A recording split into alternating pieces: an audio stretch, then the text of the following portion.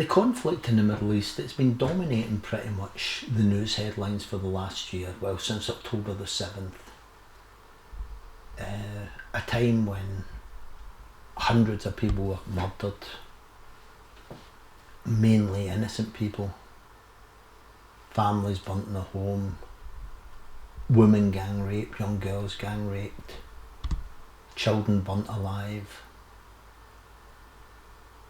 And yet, the lack of condemnation for that, I think, shows the state of the world today, the state of anti-Semitism in the world today. I always wondered what I would do if I was in Germany in the 1930s and the rise of Nazism, National Socialism.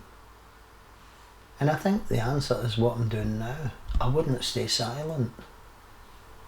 In the last year, well, since October the 7th, just shortly after October the 7th, I started writing a book called From the River to the Sea. And it is the conflict in the Middle East from a Christian's point of view. And what I would say is that the Bible speaks very strongly about the Middle East, and the prophecies for the last days in the Bible are focused in the Middle East and focused on the return of the Jewish people to the Middle East and to the land that God gave to Abraham, Isaac and Jacob.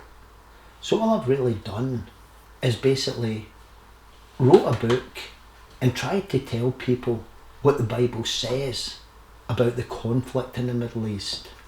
There's a lot of biblical prophecies, that are so accurate and so much what is happening now, and it's still happening now. I would encourage anybody that's interested to read this book. I would advise Muslims, Jews, Christians, atheists, and any agnostic to read this book, because it puts another slant on it. Thank you very much.